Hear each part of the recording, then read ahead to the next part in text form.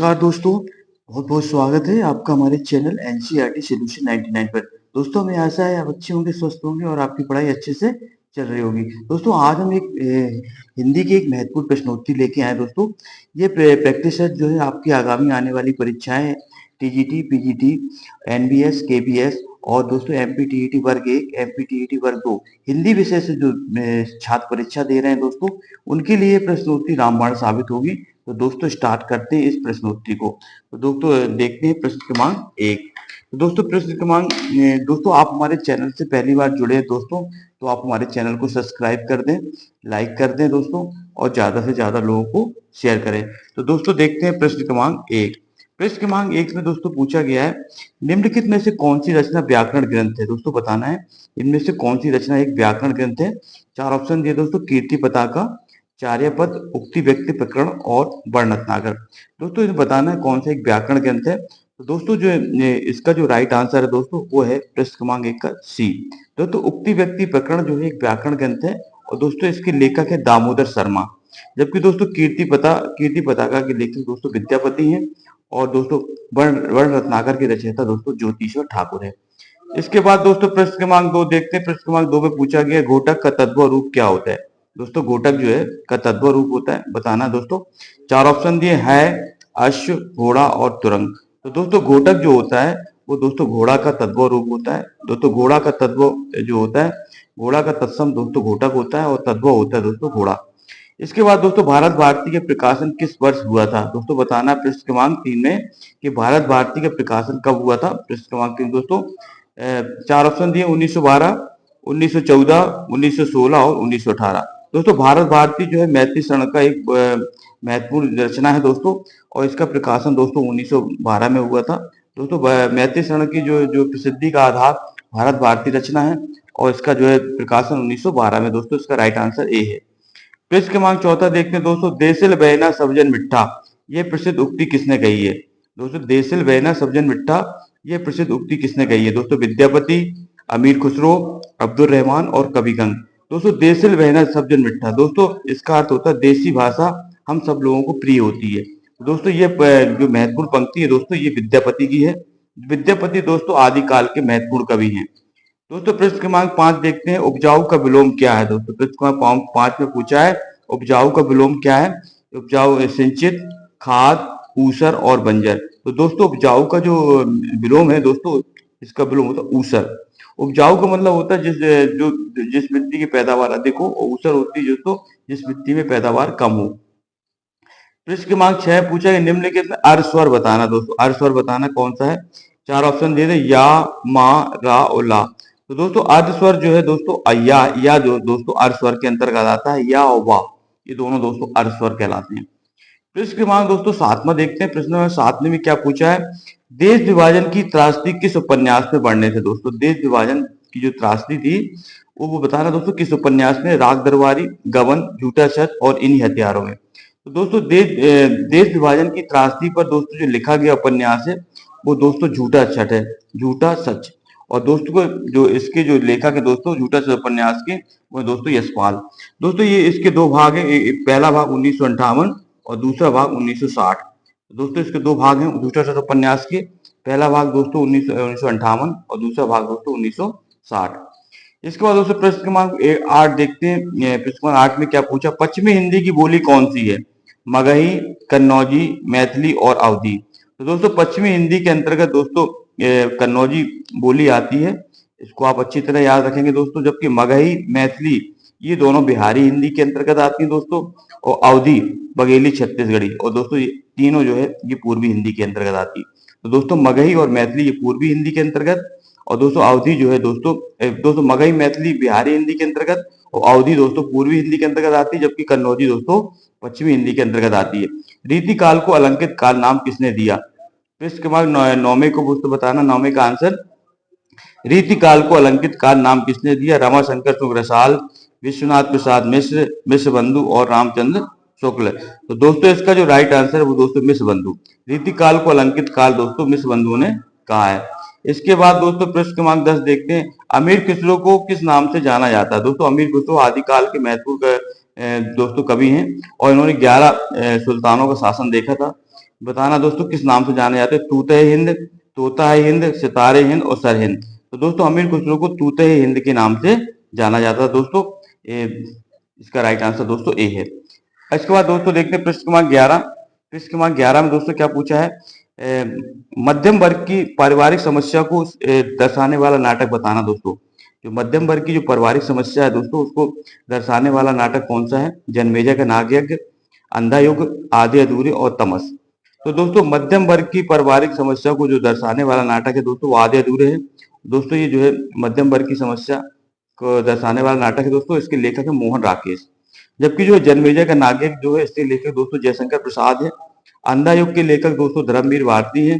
और जबकि तमस के लेखक दोस्तों भीष्म साहनी है। तो दोस्तों इसका राइट आंसर सी है। पृष्ठ क्रमांक दोस्तों 12 देखते हैं। जो अधिक बोलता हो उसकी क्या कहते हैं दोस्तों?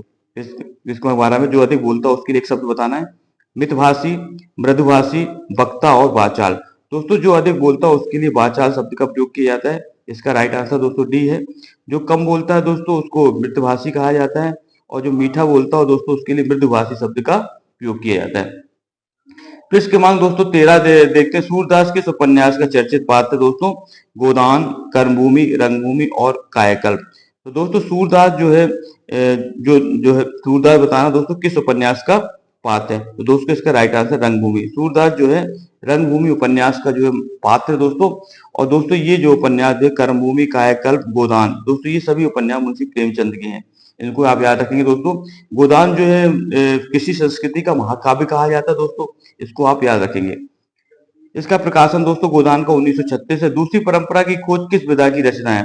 पृष्ठ क्रमांक 14 में पूछा है दोस्तों दूसरी परंपरा की खोज किस विधा की रचना है? आलोचना विधा, खोज एवं सर्वेक्षण विधा, कहानी विधा और ललित निबंध। तो दोस्तों दूसरी परंपरा की खोज जो है दोस्तों आलोचना विधा की रचना है। और दोस्तों इसके लेखक हैं दोस्तों वो है नामवर सिंह। इसको भी आप याद रखेंगे दोस्तों। पृष्ठ क्रमांक 15 में देखते हैं। बिन पद चले सुने बिनु काना, इनमें से कौन सा अलंकार है? दोस्तों बिना पैरों के चलता है, बिना कानों के सुनता है, अर्थात ईश्वर। दोस्तों यहाँ पे बिना कारण के कार्य की उत्पत्ति हो रही है दोस्तों, इसलिए यहाँ पे विभावना अलंकार है। दोस्तों बिना विभावना अलंकार वो अलंकार होता है जहाँ दोस्तों बिना कारण के कार्य का होना पाया जाता है। और दोस्तों असंगति अलंकार जो होता है जहाँ कारण और कार्य में संगति ना हो, वहाँ असंगति अलंकार होता है दोस्तों। इसको भी आप याद रखेंगे। हिंदी में स्वतंत्रतावाद का कवि कौन है? प्रश्न क्रमांक 16 पूछा गया। हरिऔध, राम नरेश त्रिपाठी, श्रीधर पाठक और राधा कृष्ण दास। तो दोस्तों हिंदी में जो स्वतंत्रतावाद के जो प्रणेता है दोस्तों वो है हमारे श्रीधर पाठक। श्रीधर पाठक को दोस्तों स्वतंत्रतावाद का प्रवर्तक माना जाता है। पंचवटी शब्द में कौन सा समाज है दोस्तों बताना है। कर्मधारय, दृगु, अव्ययीभाव और तत्पुरुष। तो दोस्तों पंचवटी शब्द में दृगु समाज है, इसको आप याद रखेंगे दोस्तों। पृष्ठ क्रमांक 18 में दोस्तों अन्य मनस शब्द का आशय क्या है? अन्य मनस्क शब्द का आशय बताना दोस्तों। चार ऑप्शन दिए हैं। जिसका मन अपनी अपनी ओर हो, जिसका मन किसी दूसरे की ओर हो, जिसका मन निर्मल हो, जिसका मन केंद्रित हो। दोस्तों अन्य मनस्क का अर्थ होता है जिसका मन किसी दूसरी ओर हो। तो दोस्तों इसका राइट आंसर दोस्तों बी है। पृष्ठ क्रमांक 19 देखते हैं। पृष्ठ क्रमांक 19 में क्या पूछा दोस्तों? धन्य भारत भूमि सब रत्नन की उपजावनी। किस पंक्ति के लेखक कौन है दोस्तों? धन्य भारत भूमि सब रत्नन की उपजावनी, इस पंक्ति के लेखक बताना दोस्तों कौन है? प्रताप नारायण मिश्र, बद्री नारायण चौधरी प्रेमगन, भारतेंदु हरिश्चंद्र और मैत्री शरण गुप्त। तो दोस्तों इसका राइट आंसर बद्री नारायण चौधरी प्रेमगन है दोस्तों। ये इनकी पंक्ति है दोस्तों। धन्य भारत भूमि सब रत्नान की उपजावनी। इसके बाद दोस्तों प्रश्न क्रमांक 20 देखते हैं। प्रश्न क्रमांक 20 में क्या पूछा गया है? प्रश्न क्रमांक 20 में दोस्तों पूछा गया है पहला गिरमिटिया उपन्यास की किस बताना दोस्तों किस पर केंद्रित है। दोस्तों आप हमारे चैनल से पहली बार जुड़े हैं दोस्तों तो हमारे चैनल को सब्सक्राइब कर लें दोस्तों, ताकि हमें आप एक नया मोटिवेशन मिलता है। हम इसी तरह प्रश्नोत्तरी दोस्तों आपके लिए लाते रहते हैं, हिंदी विषय, सामान्य ज्ञान विषय और सामान्य विज्ञान। दोस्तों ये प्रश्नोत्तरी हमें आशा है आपके लिए बहुत महत्वपूर्ण साबित होगी दोस्तों। दोस्तों अब देखते हैं प्रश्न क्रमांक 20। और दोस्तों आप हमें कमेंट सेक्शन में अपनी प्रतिक्रिया जरूर दें दोस्तों, फीडबैक, ताकि हम और इससे बेहतर और कितना सुधार कर सकें दोस्तों। इसी तरह आप हमें जो है अपनी प्रतिक्रिया दोस्तों देते रहें। प्रश्न क्रमांक 20 में देखते हैं पहला गिरमिटिया उपन्यास विशेषकर किस पर केंद्रित है। दोस्तों पहला गिरमिटिया उपन्यास बताना है पंडित जवाहरलाल नेहरू, महात्मा गांधी, लाल बहादुर शास्त्री और विनोबा भावे। तो दोस्तों पहला गिरमिटिया जो उपन्यास है वो महात्मा गांधी की पृष्ठभूमि पर आधारित है दोस्तों, इसको आप याद रखेंगे। महात्मा गांधी की पृष्ठभूमि पर आधारित है पहला गिरमिटिया उपन्यास, और जो कि दोस्तों इसके लेखक है जुगल किशोर। इसके बाद दोस्तों प्रश्न क्रमांक 21 देखते हैं दुक्कम सुक्कम उपन्यास की लेखिका कौन है दोस्तों। दुक्कम सुक्कम उपन्यास की लेखिका बताना है। चित्रा मुद्गल, प्रभा खेतान, ममता कालिया और नासा शर्मा। दोस्तों दुक्कम सुक्कम जो उपन्यास है इसकी लेखिका है दोस्तों ममता कालिया। इसका राइट आंसर दोस्तों सी है। पृष्ठ क्रमांक 22 देखते हैं दोस्तों। 22 में क्या पूछा गया है? सूर्य की अंतिम किरण से सूर्य की पहली किरण तक, सूर्य की अंतिम किरण से सूर्य की पहली किरण तक नाटक कृति किसकी है दोस्तों बताना है। किसका नाटक है? सुरेंद्र वर्मा, राम कुमार वर्मा, महादेवी वर्मा और भगवती चरण वर्मा। दोस्तों सूर्य की अंतिम किरण से सूर्य की पहली किरण जो नाटक है दोस्तों, ये सुरेंद्र वर्मा का नाटक है दोस्तों। इसका राइट आंसर दोस्तों ए। पृष्ठ क्रमांक 22-23 में देखते हैं दोस्तों। रामानुजाचार्य ने किस दर्शन का प्रतिपादन किया? अद्वैतवाद, शुद्धाद्वैतवाद, विशिष्टाद्वैतवाद या द्वैतवाद। दोस्तों रामानुजाचार्य ने जिस सिद्धांत का प्रतिपादन, जिस दर्शन का प्रतिपादन किया, उस दर्शन का नाम है विशिष्टाद्वैत। दोस्तों से इसको आप याद रखेंगे। जबकि शुद्धाद्वैतवाद के प्रवर्तक दोस्तों वल्लभाचार्य हैं, द्वैतवाद के प्रवर्तक दोस्तों मध्वाचार्य हैं और अद्वैतवाद के प्रवर्तक दोस्तों शंकराचार्य हैं। पृष्ठ क्रमांक 24 देखते हैं। भक्ति आंदोलन भारतीय चिंतन धारा का स्वाभाविक विकास है, यह कथन किसका दोस्तों? आचार्य रामचंद्र शुक्ल, आचार्य हजारी प्रसाद द्विवेदी, डॉक्टर रामस्वरूप चतुर्वेदी और डॉक्टर भागीरथ मिश्र। तो दोस्तों ये जो महत्वपूर्ण कथन है दोस्तों कि जो है भक्ति आंदोलन भारतीय चिंतन धारा का स्वाभाविक विकास है, दोस्तों ये कथन है आचार्य हजारी प्रसाद द्विवेदी।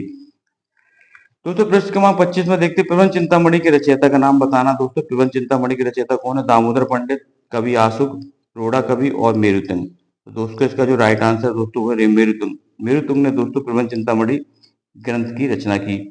दोस्तों पृष्ठ क्रमांक 26 देते हैं। ब्रज भाषा का क्षेत्र कौन सा नहीं है? धौलपुर, सरगुजा, मथुरा और आगरा। तो दोस्तों जो सरगुजा जो है दोस्तों, ये जो है ब्रज भाषा के अंतर्गत नहीं आता दोस्तों। जबकि धौलपुर, मथुरा और आगरा तीनों दोस्तों ब्रज भाषा के अंतर्गत आते हैं दोस्तों। यहाँ दोस्तों तीनों जगह ब्रज भाषा बोली जाती है। प्रश्न क्रमांक 27 है दोस्तों। जिसने मृत्यु को जीत लिया उसके लिए एक शब्द बताना दोस्तों। अमरत्व, मृत्युंजय, अभयदान और अभय मुद्रा। दोस्तों जिसने मृत्यु को जीत लिया उसके लिए मृत्युंजय शब्द का प्रयोग करते हैं दोस्तों। इसका राइट आंसर दोस्तों बी है। पृष्ठ क्रमांक 28 देखते हैं दोस्तों। पृष्ठ क्रमांक 28 में क्या पूछा गया है? पृष्ठ क्रमांक 28 में दोस्तों पूछा गया है प्रत्यय रहित शब्द बताना दोस्तों। तो बताना कौन सा शब्द ऐसा है जो प्रत्यय रहित है, जिसमें प्रत्यय का प्रयोग नहीं किया। मर्मज्ञ, वैज्ञानिक, कृपालु और अनुवाद। तो दोस्तों इसका जो राइट आंसर दोस्तों मर्मज्ञ। मर्मज्ञ के शब्द में दोस्तों प्रत्यय रहित है, जबकि वैज्ञानिक में एक प्रत्यय है, कृपालु में दोस्तों आलू प्रत्यय है और अनुवाद में दोस्तों बाद प्रत्यय है। अतीन्द्रिय शब्द का आशय क्या है दोस्तों? पृष्ठ क्रमांक 29 में पूछा गया अतीन्द्रिय शब्द का आशय बताना दोस्तों। इंद्रियों की पहुंच से बाहर, इंद्रियों को की रखवाली करने वाला, इंद्रियों का स्वामी, इंद्रियों के वश में रहने वाला। तो दोस्तों अतीन्द्रिय का अर्थ होता है इंद्रियों की पहुंच से बाहर के लिए दोस्तों अतीन्द्रिय शब्द का प्रयोग किया जाता है दोस्तों। वाक्यांश के लिए एक शब्द है। पृष्ठ क्रमांक 30 दे समस्त पृथ्वी से संबंध रखने वाले की एक शब्द बताना दोस्तों। समस्त पृथ्वी से संबंध रखने वाला। सार्वभौमिक, सार्वकालिक, सार्वदेशिक और सर्वज्ञ। दोस्तों सर्वज्ञ का अर्थ होता है जो सब कुछ जानने वाला। तो दोस्तों इसका जो राइट आंसर वो दोस्तों सार्वभौमिक। अतः समस्त पृथ्वी से संबंध रखने वाले के लिए दोस्तों एक शब्द है सार्वभौमिक। इसका राइट आंसर दोस्तों ए है। पृष्ठ क्रमांक 31 देखते हैं दोस्तों।